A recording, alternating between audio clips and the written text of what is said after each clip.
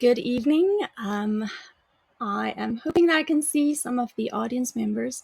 I would love to welcome all of our PMA members to our first webinar. This is our first, and we are very excited to have the guests that we've got here with us today. We hope this is the first of many, and we are loving the fact that we're able to bring you educational things that can enhance your life, and it just empowers you with information. So for us to get started, our webinar, as you saw the advertisement, is called Our Electromagnetic World. And we have Dr. George Roth here with us, as well as Oliver Hartan. So I'm going to introduce both of them soon. And I'm just going to give you a little bit of a profile on them if you didn't see the emails coming through today, just so you've got an idea of who we have here as a guest. So Dr. George Roth is a chiropractor, naturopath, as well as a certified matrix repatterning specialist, and is recognized as an authority and a pioneer in the field of physical medicine. He is the developer of a breakthrough form of treatment called matrix repatterning, and the author of the Matrix Repatterning Program for Pain Relief. His contribution to the treatment of concussion has been acknowledged by Dr. Norman in his best-selling book, The Brain's Way of Healing. Dr. Roth developed the Safe Zone with the help of leading physicists, biologists, and engineers to overcome the electromagnetic pollution interfering with his therapeutic results with matrix repatterning, which is dependent on being able to assess the subtle bioelectric properties of the body. When others began using the device at home, it became apparent that it had the potential to compensate for the effects of EM pollution and to resolve many of the effects of electromagnetic hypersensitivity. And that's going to be one of the topics that we're discussing there today, is the EHS. And then Oliver, we are very happy that Oliver was able to join us today. Oliver Hartan is a registered massage therapist and a certified matrix repatterning practitioner. For the last 15 years, he's worked with people of all ages, helping them to overcome complex pain syndromes, acute trauma, electrohypersensitivity, concussion, and much more. And I've referred many patients to him, so yes, much more. Over the years, Oliver has taught anatomy and physiology at the college level, and since 2016, he's worked closely with Dr. George Roth as an instructor, assisting in the education of hundreds of health professionals, including chiropractors, physiotherapists, massage therapists, and medical doctors. Oliver lives in Owen Sound, Ontario with his wife and son, where he owns and operates his massage therapy practice. And I've been very fortunate to get to know both of these gentlemen, so I'm going to be inviting them on here tonight, and we are going to invite them and see that we can introduce both of them. Hey, George. Hey, Oliver. Hello, thank you. Thank you for that introduction. Hello, everyone. Yeah. Welcome here at K Wellness tonight. And I just want to mention, Oliver, in your bio, it said that you've educated both physicians as well. And I'm very grateful to be able to say that I am partway through my education as a matrix repatterning practitioner. I still have some case studies and things to hand in, but hopefully I'll be done with that. And it's basically allowed us to get to know each other, because I think we all three of us have a passion for the myofascial system. As George always says, the matrix. We love the matrix, and we also like stepping out of the matrix, which we all have had to do recently. So it's an absolute honor. We are so excited to hear from both of you and learn from you tonight, and the floor is yours. Thank you. Well, thank you. This is officially, by the way, a red pill event for those of you interested in the Matrix. The real world is becoming more real by the moment, and part of the real world is an invisible world, and it's the electromagnetic world that we are living in. From the point of view of what we've been doing with treating the body, assessing the body, this is something I've been developing for over 30 years, this technique of looking at the bioelectricity of the body and assessing where there had been injury, and this shows up as an interruption in the bioelectric field and electrical conduction. The challenge was about 6 or 7 years ago when I realized I was having difficulty reading the subtle bioelectric clues that show me where injury occurs. And many of the practitioners were challenged, and we were struggling trying to find ways to offset what we recognize to be a significant degree of interference from electromagnetic pollution. I use the analogy, essentially, we're living in a huge microwave oven now where the door is open and it's still running. It's insane. And it's completely non biocompatible. More and more people are becoming sensitive to it. Some of your listeners might be one of those people. Over the years, we tried to come up with ways to offset or mitigate the effects of that. Many people, have suffered from this, but so after I figured out a few things, which we'll talk about later in terms of technology to overcome it, one of the big things, as Dr. Kilian mentioned, was that we recognize some people with serious health challenges due to electromagnetic pollution were actually seeing a benefit by some of these measures that we had developed to help us in our work. And I'll talk about that a little bit later. So, just by way of introduction, and Oliver is here because he has been an electromagnetic pollution sufferer. He and his wife, I believe, have both had challenges, and more people are experiencing that. And he has really delved into this and done a lot of research to look at ways to offset and mitigate that. And he'll talk about that as well. So, at this time, I just want to share a few slides to introduce the subject. All right. So, I'll put that up on the screen, if I may.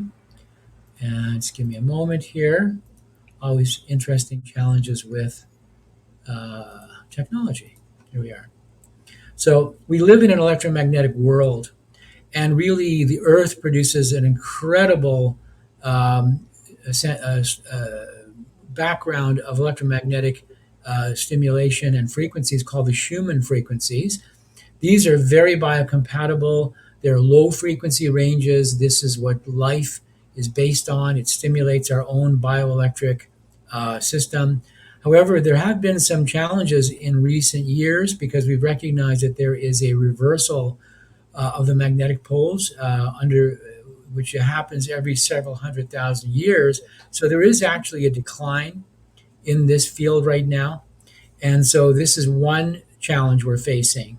The other big challenge is that is a significant increase in technology in the form of Wi-Fi and many other sources, cell phones, smart devices, smart meters, wearable devices, etc. This has become an explosion of technology that's in a very high frequency range, in the microwave range, and as well as other sources of electromagnetic pollution, which Oliver will talk about as well.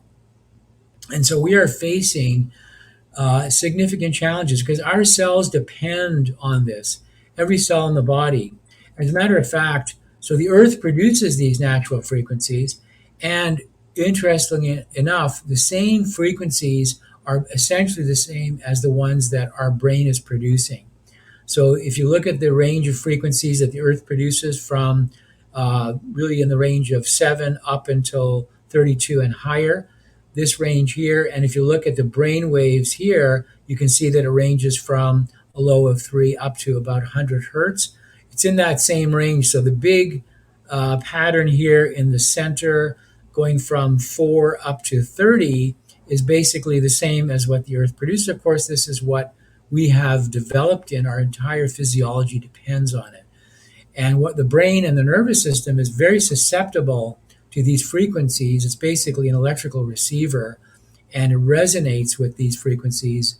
Unfortunately, the non-biocompatible fields are totally contradictory to that. So if you look at the frequencies that we're generating through technology, these are much higher than the range I just mentioned. They're ranging from 60 hertz way up to the gigahertz range. Now we're seeing the introduction of 5G, which is in the high band gigahertz as well.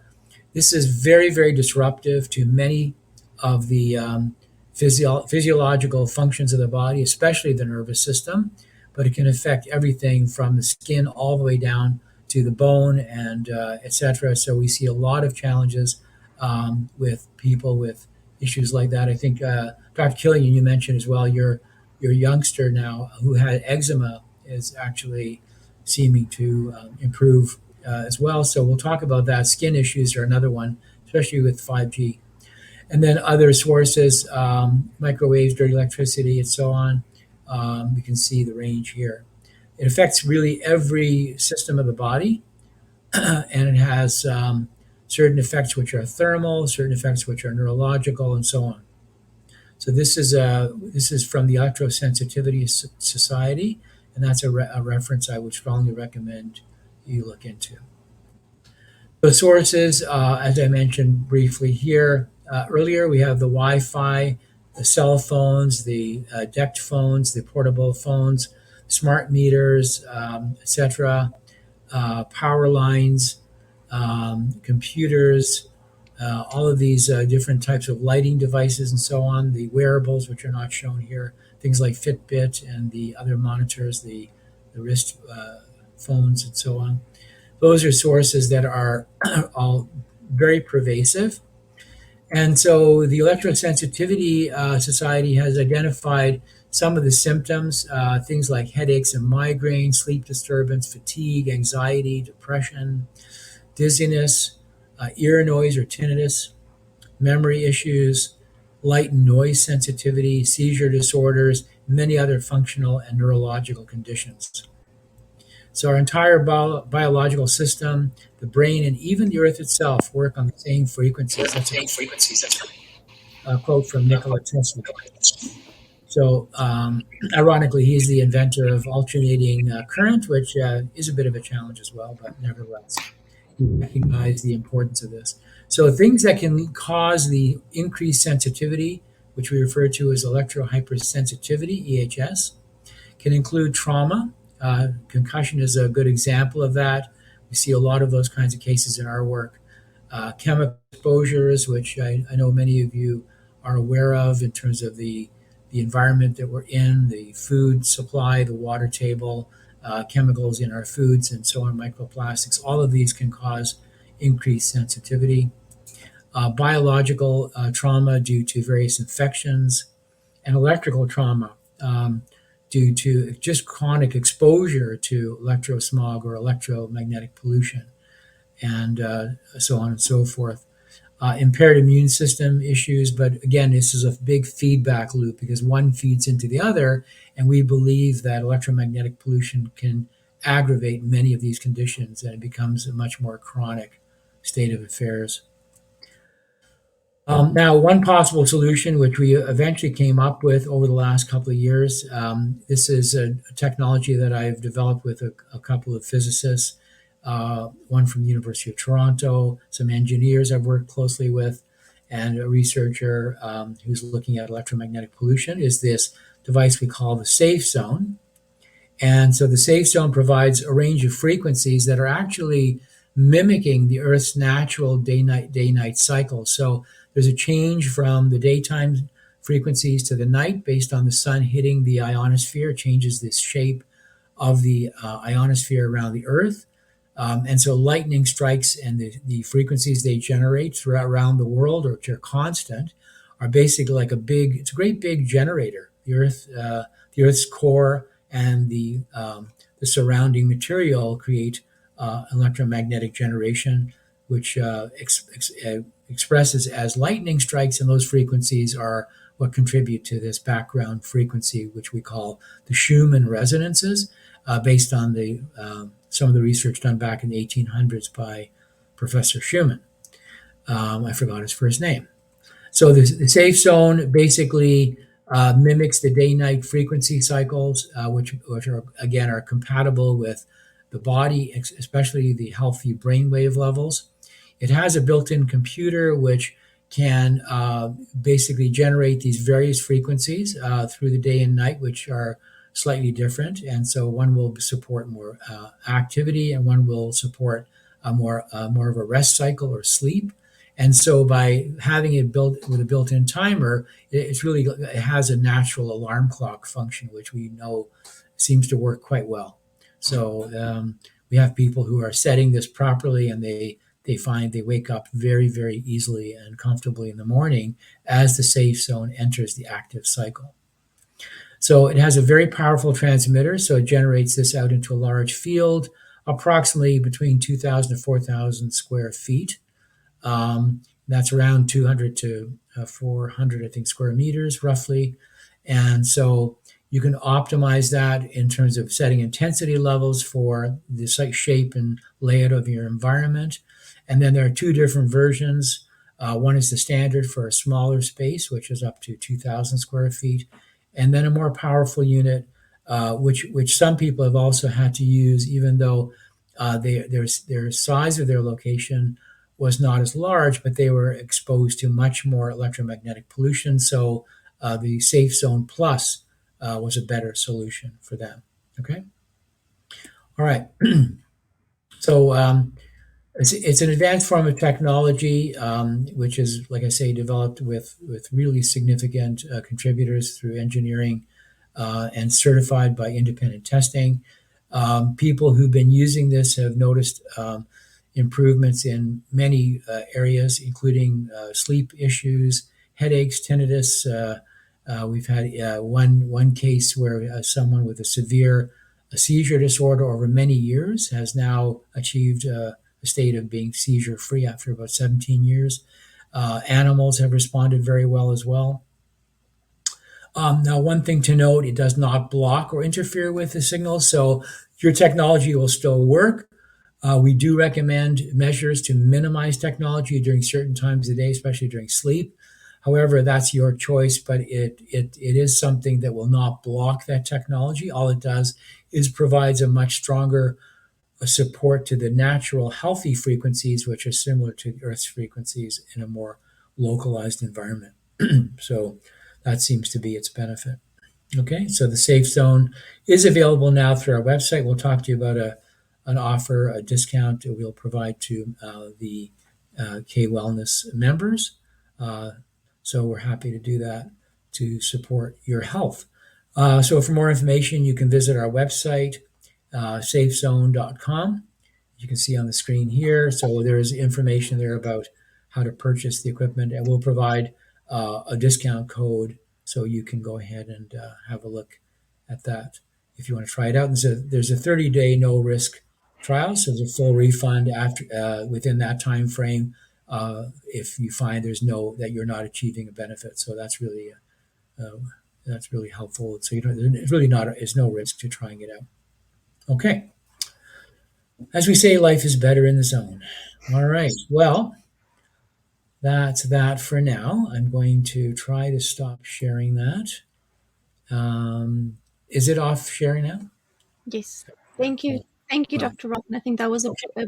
a great breakdown of the basics of what EMF is, what EHS is, and how easy it is to underestimate EHS because it is such general symptoms. I think we all know people with probably almost every single symptom on that list, and some person with every single one on that list as well. So it's definitely something to consider. Yeah. I do want to mention just out of the safe zone, and then I would love to segue to you, Oliver, where we can maybe discuss just some general things that we can do to minimize the side effects. But from a personal experience point of view, I was able to experience the safe zone for myself in the last month or so. And what you can see is we're living in a motorhome, so it's a small space. So I was able to utilize the smaller version, but basically, what we've noticed, and we've noticed this in the last 2 nights, it seems like the safe zone has become unplugged because it's in a certain area where the kids are just too busy. We're probably going to move it. And we have noticed that we don't sleep as well. Last night was terrible. All of the kids woke up during the night. And it seems like it is at certain times, especially around the full moon, around the new moon. And I know there's a lot of factors that plays a role in there, but we have definitely noticed a difference in our sleeping patterns. um, I am very lucky to be married to a husband that has the restless leg syndrome. And I honestly do think it has made a difference for him, or maybe for me more actually, because he doesn't realize it. When I get into bed later, if I'm working late, it definitely becomes a bother if he's moving around a lot. And last night was very bad again. And when I woke up this morning, I noticed that the safe zone was off. So it's so easy for us to kind of miss these type of things, but I'm going to keep a record so I can have a personal experience. Dr. Roth did mention our young baby that has had troubles with eczema, and he doesn't have any other toxins in his body apart from what we're all exposed to in our environment at this moment. But his eczema improved as well in the last few weeks. So it'd be very interesting to see, with the time period that he was born, that his system is maybe just already overloaded with our exposure. And Oliver, I would love to give you kind of a opportunity to speak with your personal experience, what you've gone through to get to a certain point where you're able to manage it, because this is the important point. We're not going to be able to all run away and live in an area in the middle of the woods where there's no technology. We're dependent on technology. It actually can enhance our lives if we manage it, and it doesn't manage us. But how you were able to minimize that, and then afterwards, then we go into a Q&A session where there was a couple of questions already that we'll be answering. Yeah, thank you. Yeah, I mean, the first time I kind of became aware that there was an issue with this was in 2010, and my wife was at the computer, and I came up behind her and I was just massaging her shoulders, and my hand brushed her earlobe, and I felt in my finger a buzzing, and I was like, "What just happened?" And I got her to take your hands off the computer, right? I touch her head, no buzzing. Put the hands back on, and she was just like electrified, right? And it was transmitting into my body. And that kind of got me interested. I didn't think about it for another year or two. And then through a series of, I guess, unfortunate circumstances, I moved into a space that was heavily bombarded. I'm in a hot spot downtown. There's 6 smart meters around me. Everybody's got their Wi-Fi on. I have my Wi-Fi on. And yeah, I was struggling with a lot of those same symptoms that Dr. Roth outlined, chronic headaches. You know, I was like increasing the caffeine, not knowing what was causing my fatigue and headaches. Then I had a specialist come to the house and do an assessment. And he was using the principles of building biology, which is like a set of standards that are used in Europe. And in basic terms, you want your internal environment to mimic the exterior environment, like in the forest, right? So if you can create an internal environment that is as quiet as possible, that's awesome. Now, we don't always have that opportunity because we're in an office, right? And everybody's got their Wi-Fi on, and we can't control that. This is where stuff like the SafeZone and other mitigation devices come in. So what I did was I probably went above and beyond most people. I completely hardwired my house. And if you want, you can jot a few of these things down. I know we're recording this, but a few key things that you want to kind of consider, I'll lay out here, and you can jot these down. I personally hardwired the house, and I got off Wi-Fi altogether. And this right away made a huge difference. So I was seeing somebody in clinic today, and I was telling them about the router, you know, the Wi-Fi router, and how this is bombarding the entire space. And I wanted just to demonstrate to them, you know, like how much it was bombarding. This is a little electro smog meter. It can measure the radio frequencies associated with Bluetooth and Wi-Fi. This one's pretty good, but there are better ones that are listed on the SafeZone website. Those specifically, exactly. The one Dr. Roth is holding up is really best bang for your buck. If you're going to buy one, buy that one. And we can provide links, Safe and Sound Pro too. And then this one is like the classic. So a little bit less specificity, but still so accurate. Now these machines there that Dr. Roth just held up, they're only measuring the radio frequency range, the microwave radiation, right? But that is the big problem. And so I say to the person in the room, like, you know, the Wi-Fi is open, you know, working throughout the day. How much do you think that bombards the space? She's like, I don't know, right? So I turn on my meter. Now you can see on my meter, it's green, right? The green light, everything's low, right? And then if I just go up and open my airport, I don't have my router turned on in the house. But if I have my airport on my computer, you can see immediately it starts to bounce up to red. Actually, way more than you want to be exposed to. And so my tiny little Wi-Fi port on my computer is filling the entire clinic space. And if I went to my door there and opened it, you would still pick it up on this machine. And so I guess the first thing I would say is, if you want to reduce the effects of electromagnetic pollution on your body, on your loved one's body, think about what you can do in your space. Just think about what you can do right now in your own space. How can you mitigate it? So one thing I recommend, if you can do it, you can hardwire, but that's a big ask. The next best thing to do is to put your Wi-Fi router on a timer. I recommend everybody do this. So you get a simple light timer from the hardware store. You set it to turn off and on when you need your internet, right? You plug that into the wall, plug the router into the light timer, and then what happens is the light timer controls the power at the outlet, right? And it'll automatically shut the router and the whole modem down. Everything goes off when you set it. And so that way you don't have to remember at night, especially when these subtle and very important brainwave patterns are occurring during our sleep cycle. You don't have to think about it. The light timer will just turn off your router. So get yourself a light timer, plug that into the wall, plug the router into that, right? And at least at night you'll be less exposed. The other things to consider is your sleep setup. Like if you've got electronics in the bedroom, cell phones, smart TVs, right? You actually have to turn the Wi-Fi port off on your smart TV, because as you can see from my little demonstration there, it's constantly emitting, even if you turn off your router. So if you want a sleep sanctuary, you really have to go zero electronics in the bedroom. And if they are in there, everything's got to go in airplane mode or shut off. Right away, you're going to be bombarded by quite a bit less microwave radiation. And there's this analogy I use with people in office, and a lot of people get this. So I say to them, do you know when you were young, you're growing up, and your parents said, just don't stick your head right next to the microwave while it's running? Like, most people are like, yeah, we know not to do that. It's not a good idea. But we get our cell phones, right? Like Dr. Ross said, the microwave oven is open and we are in it. So we knew as a child not to put our head near the microwave, but what are we doing? We're putting the phone near our ear. We've got our router on all the time. All of our devices, our wireless printer, our wireless mouse, right? Our smart watch that's constantly bombarding us.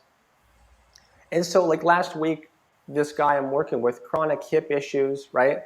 I said, where do you keep your cell phone? Left pocket, left hip, We've already been doing good work with him. And I said, you just got to remove the cell phone from your pocket. It lives on his body, right? He took the cell phone off his body. His hip tension dropped by 80% just from one session to the next, right?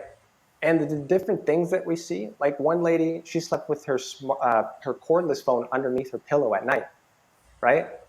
Please remove that, I say. Immediately, 3 hours better sleep, right? So you start to see these things happen in real time. And so think about all of the different Wi-Fi capable devices in your home, and really shut those off at night if you can help it. Minimize your exposure during the day as much as you can. Then you get into a whole side thing. It's a bigger topic around different frequencies that can affect you. Frequencies called dirty electricity, which are caused by appliances and devices. Exposure to outdoor influences from power lines. Stray voltage from the ground, from surrounding areas. If you happen to be a farmer, if you're watching and you've got stray voltage in your land, it can affect how your livestock feed, how they drink, and not only is it going to affect them, it'll affect your health as well. So, I mean, to keep it simple, I would say, first, just think about what's electric in your environment and how much can you do to actually mitigate and remove that within your own space. Then you can start getting into these other mitigation strategies, like I've shielded my wall with special paint, right? That basically reduces the signal coming in and then grounds it out. You can rewire your house. You can set timers on your breaker box. There's all sorts of things you can do. But that's a larger conversation for another day, more than likely. And of course, we'll be opening it up to questions. All that to say is, once I made these changes, personally, I saw changes. My headaches went away. My energy increased.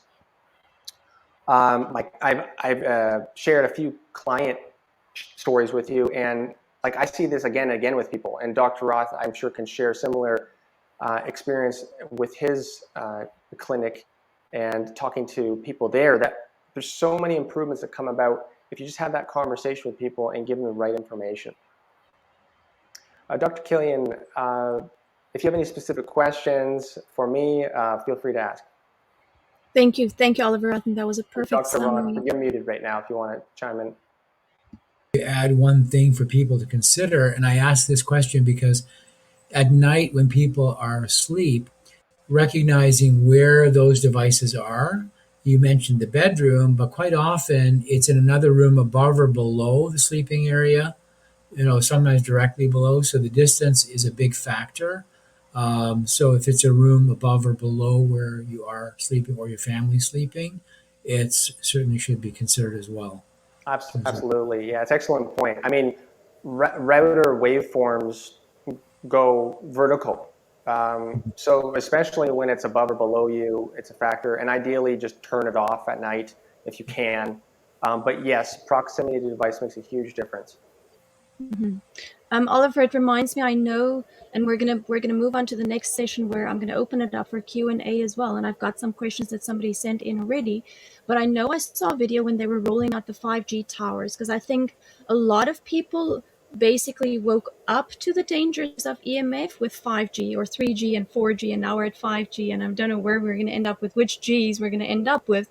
But I remember where they were testing with the EMF meters, the closer they were to the tower, it's almost like it dropped, and then they would step away, I think like 50 meters or something, and it would increase. And I think it's exactly what you're speaking about. It's the wave, that whatever that wavelength is, that's where you're picking it up. But I think that's a perfect segue. I'm going to move into our Q&A session, and let me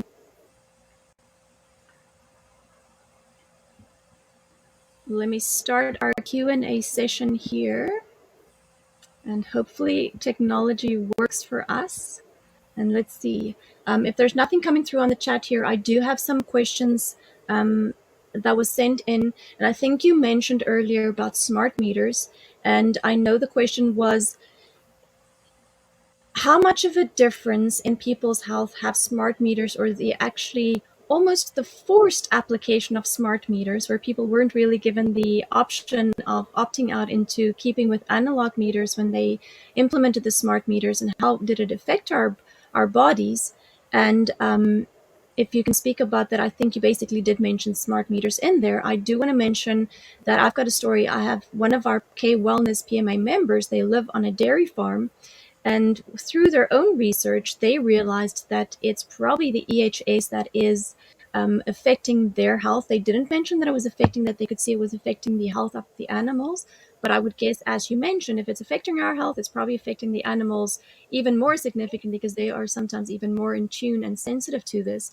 But with the specific client, they were trying to get a analog meter reinstated and their smart meter removed from their farm. They actually had two on the property, and they had such trouble getting the smart meter removed. It's almost like they couldn't advocate for the fact that this was creating health issues. And we were successful enough that I wrote a letter that they handed into Hydro, and within a week they got an answer back saying, yes, we will come remove the smart meter. So I do think that's one of the options, but I would like to know, how big of a difference has the smart meters made, and if you noticed that in your practice, either for George or Oliver? I can just comment on that for a moment. First of all, the fact that in your situation that Hydro responded that quickly tells me this is not the first time it's happened. And secondly, that they actually recognize and don't have a strong argument against it, which is quite telling right there. That's pretty profound. I do have a comment. One of our practitioners, actually, a matrix practitioner, moved into a home, a fairly new home, about a year and a half ago, I believe, maybe almost 2 years now, in Kitchener. And so after a short time, she realized that she was having serious health issues, headaches and anxiety and sleep issues. Her daughter was responding the same way.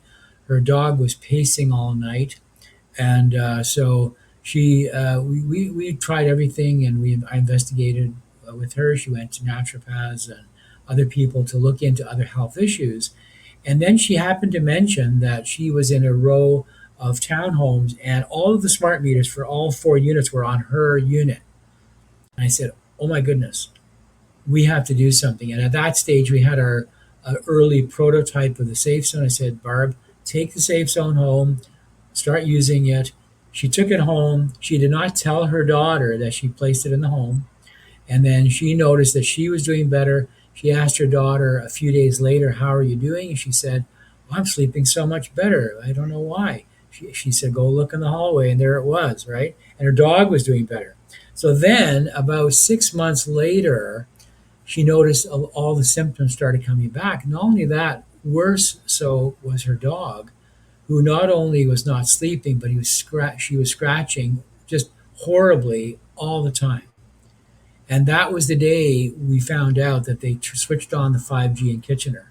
They had basically deployed all the towers and they switched it on. A number of other people had commented on that.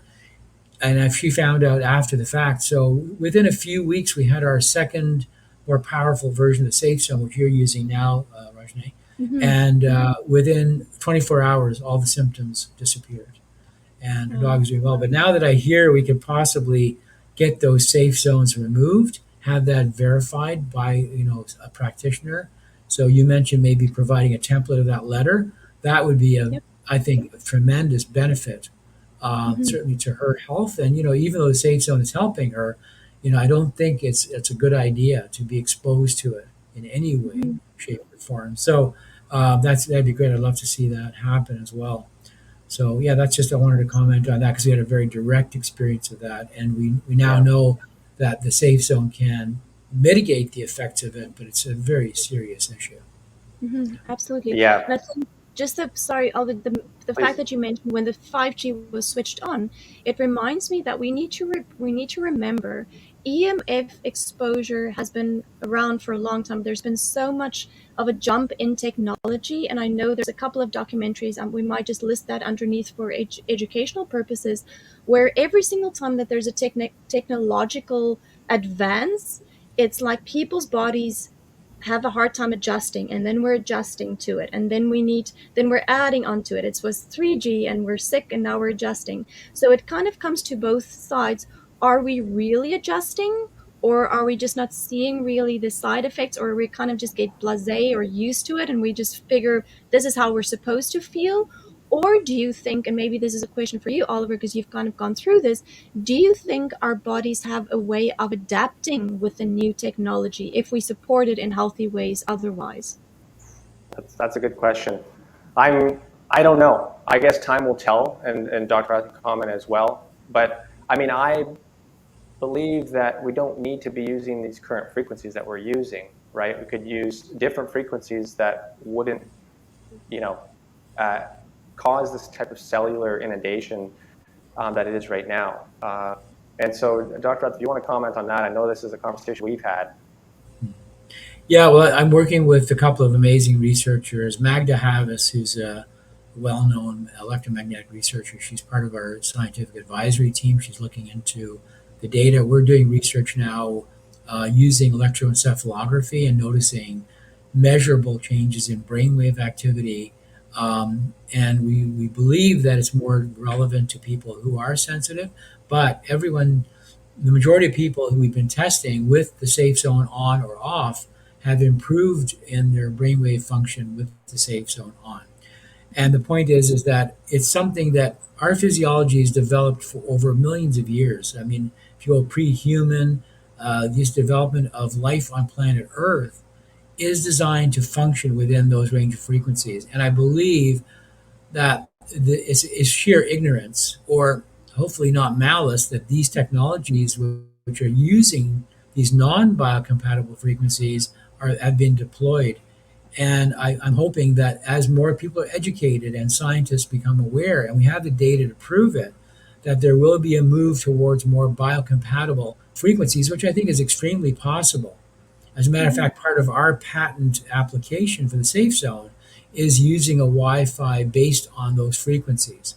So using the device in that kind of a much more biocompatible format. So I believe it's possible. The technology has to be developed, but I don't see a reason why it shouldn't. Because, in fact, the lower frequencies travel much farther Yep.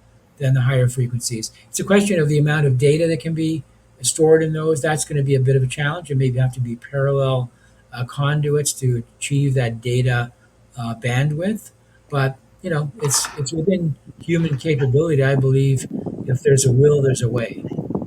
I agree, and I love that. I think it fits in with our philosophy here. We don't want to move back to the dark ages. That's not the point. We just need to get to a point that we're innovative enough so that we come up with solutions that actually benefit us, and it doesn't decrease our health and wellness, for sure. So one of the questions we had here, and there's a couple, we're going to quickly go through. The one is, should you put a phone in a faraway bag? And maybe one of you can tell the listeners that don't know what a faraway cage or a bag is, and just answer that one for us. Well, hopefully Yeah, they meant Faraday. Faraday. Faraday. Faraday. Yeah, Yeah. Faraday was a You brilliant can. 18th Yeah. century. Please Go ahead. go. Please go ahead. Yeah, well, essentially, you wouldn't be able to use your phone because a Faraday cage will block the signals from going beyond the Faraday cage. It's basically a wire mesh cage, and it will basically short circuit those frequencies and basically capture them within the framework of the cage, I believe. I think that's the concept.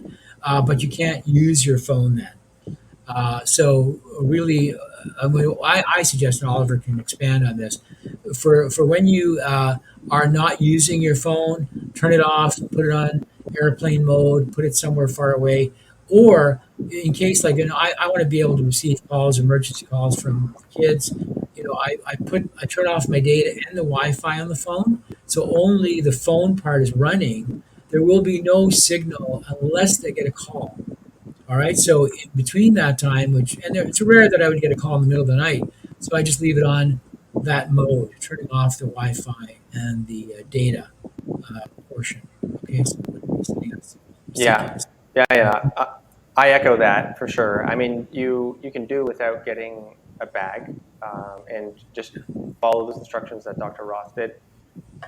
Is there any advantage to having the bag? Because I guess you don't have to touch your phone and do all that with it. You can just drop it in, and at that very moment, it's quiet.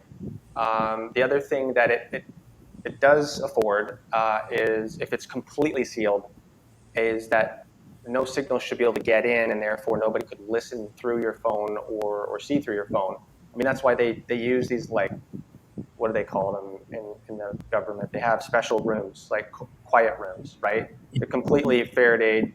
No outside signals can get in. No spyware can occur, right? So that's one thing you can do, right? Yeah, well, for sure, but the phone won't work, of course. Well, I'm looking at an advantage of the bag, right? So For if you sure. You guys, can use a tin. You can use a cookie tin too. Apparently, they work just as well. Just off the shelf. Go to the dollar store and pick up a little metal tin. if it's aluminum, Just aluminum. it has to be aluminum. It Aluminum has is to be aluminum. the main component. Yeah, used in this. Oh, okay. Yeah. All right. Well, that's good. That's good to know as well. So the next question we've got here is, can EMF, or dirty electricity as you call it, affect you more if you have mold exposure and or parasites? Well, I can This answer is a that. good one. Yeah. Go ahead. I can answer that because we're going through it right now, everybody. So since my boy was born, I've been in this space um, for 8 years, but my boy is 4.5. Since growing up, early age, he sneezed more when you come home, low energy, fatigue, and I just couldn't put it together. It was like just so hard to pin down. We looked at this, we looked at that. We did the EMF stuff, and that seemed to help a bit. Finally, in the last 4 months, we had two different specialists come and assess the air quality. So it was a lot of money to come in and do special air sampling. Um, of the space to determine if there was actually mold. And there was mold in the basement, and it was getting up into our living space. And we also did a couple of urine analysis tests through Mosaic in the States for my boy, and it showed super elevated mycotoxin levels. And he had a complete gut dysbiosis, so his gut microbiome was completely off. And so to explain a few things here, when mold gets stressed, it can start to form what's called mycotoxins. And not everybody's sensitive to molds, and all molds. There's some bad ones that we're familiar with, like black mold and some of these other types of mold. But when these nasty molds get stressed, they create mycotoxins, which are bad, super bad. And that's what was happening in our space. That's what he was getting affected by, breathing in, right? And so the mold air sampling lined up perfectly with his urine mycotoxin assessment, which was a proof that his environmental exposure to the mold was leading to mycotoxin overexposure and then all the microbiome stuff. Now, where this comes and connects to EMF is that Dr. Klinghardt was the first one to show that Wi-Fi and microwave radiation specifically stresses the mold to create mycotoxins. And I'm like, even though some of these rooms are shielded in this space, lots of it isn't. And there's a ton of dirty electricity in my space. I only have so much control because it's not my building. And so it's my belief personally that what happened was due to my central location, a lot of inundation from Wi-Fi, and then the water damage and the mold within the house created a elevated mycotoxin level, which was bad for everybody's health. So like I said before, my health improved when I did these EMF mitigations, but it wasn't perfect. And it's only in the last month or two where I've started to understand the connection between mold and EMF and mycotoxins that my health has jumped up to the next level. And my boy he's so much healthier now. Like, his skin is better. He's got better energy. He's not light and sound sensitive. He doesn't have muscle aches. It's a huge component, and it's a great question. Thank you, Oliver. And I think this might segue us into maybe a follow-up discussion regarding mold and parasites, because I know it's kind of a hot topic. And it's that same thing. We can be in a constant war with our body, and we can see parasites in that way. And yes, there is a definite imbalance of parasites in our body, but is the same on the same side of it is some of these parasites actually trying to help us with the toxic levels of EMF exposure and all of those in our body. It's that whole question is, are they trying to do well, but there's no balance, so there's no symbiosis anymore, then it becomes a parasitic one. So that's, I think, a perfect one to follow up with, and we can definitely talk more about that. The one question we had here is, I have heard if you move your bed in certain directions in your room, for example, north versus south and or east versus west, if that makes a difference in your EMF exposure. That I'll jump in here first with that. So that relates to the natural frequencies of the Earth.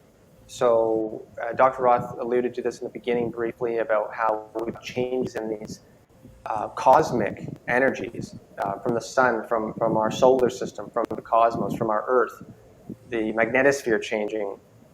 Those are all natural. That's outside man-made stuff. And then you've got all the man-made stuff, which we've been talking about primarily here tonight. So, yeah, I mean, there are specific magnetic frequencies that are emitting from the Earth. They're known as the Curry and Hartman grids. They appear to be the same things, just two different guys, one from the States, one from Europe. Through the art of dowsing, right, which is a whole other fun conversation, we're able to identify geopathic stress. So this term, if you're not familiar with it, geopathic, Earth stress, Earth ill-causing stress, essentially, where if you're located in a specific area over prolonged periods of time, your health can actually decline. And the Germans did big research into this in the early 1900s, where they would identify people with cancer, and then they would go to their house and douse where those people slept. And they, again and again and again, they noticed that for them sleeping in this specific area, if they're positioned improperly over like their lifetime, it starts to cause illnesses, right? Now, sleeping with your head in different directions will orient yourself in different ways to the poles. And my understanding, based on my research and study into Ayurveda, which is the Indian system, classic Indian system of healing, is that depending on how you orient the crown of your head to the main directions, you will get a different influence on your sleep. So if you want a really deep sleep, you can put your head to the south. And I'll say this, not everyone agrees with this. Like I've seen like differing opinions on this, but I've tried it and I've had other people try it. And it's working for me. So head to the south, crown of the head to the south, deep sleep, crown of the head to the north. If you want to have a more meditative or transient kind of experience, light sleep, head to the north, crown of the head to the north. And the east and the west create different outcomes. Yeah, one consideration perhaps there is because of the dramatically accelerating change in the magnetic polarity of the Earth. That's information and knowledge that's been passed down through generations. However, we are in a very unusual cycle where those polarities and fields are becoming very uh, chaotic now. As the poles are shifting, those frequencies are constantly changing.